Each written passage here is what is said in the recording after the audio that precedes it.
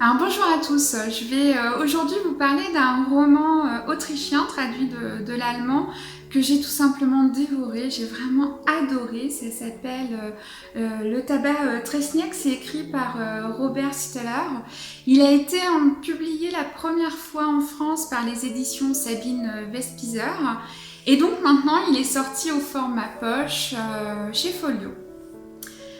Alors, le tabac Tresniak, c'est l'histoire de Franz qui, poussé par sa mère, débarque à Vienne en 1937 pour devenir un homme et découvrir le métier de buraliste. Alors au départ, il arrive, il descend du train, il est complètement perdu puisqu'il vient des hauteurs de l'Autriche, d'un petit village. Il est complètement enivré par la foule, complètement perdu par le bruit autour de lui.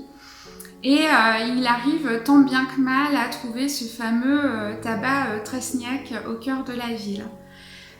Donc il va être pris sous son aile par le buraliste qui va tout lui apprendre de son métier et combien son métier est important et est essentiel pour ses clients. Clients qui sont tout à la fois des ouvriers de la ville et la bourgeoisie juive de Vienne. Donc tour à tour, Franz va apprendre le métier de buraliste. Il va également vivre ses premiers émois amoureux assez difficilement.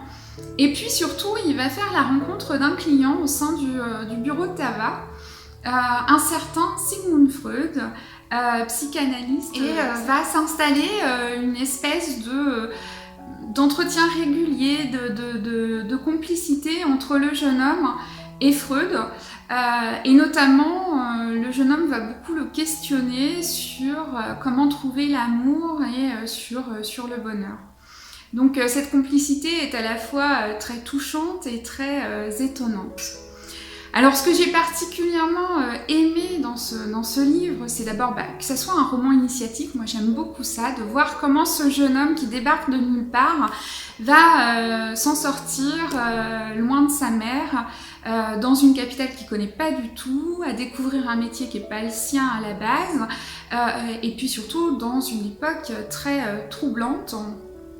Puisqu'en 1937, on a les prémices, enfin même plus que les prémices du nazisme qui commence à s'installer dans Vienne, et notamment l'antisémitisme montant.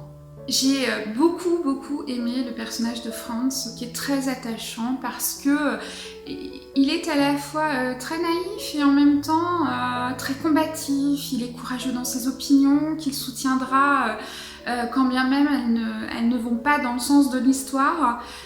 Donc l'auteur nous dresse vraiment un jeune homme qui a envie de devenir un homme et devenir un homme bien. Il est touchant parce qu'il est très maladroit et très naïf dans ses premiers rapports avec les jeunes filles, donc il est très attachant par rapport à ça. Et puis cette histoire, cette amitié qui se crée avec Sigmund Freud, c'est vraiment...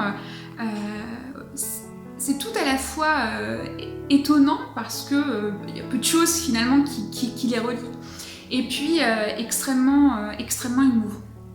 Ensuite, l'auteur nous dresse une société viennoise, autrichienne, complètement égarée face à cette montée du nazisme, à ces nouvelles idées politiques, à ces nouvelles notions de liberté qui n'en sont réellement pas, et à la posture individuelle que chacun doit avoir. Et il renforce en fait cette critique un peu de la société par un ton très caustique, qui nous permet à la fois de nous interroger et à la fois de nous amuser des situations qui sont décrites.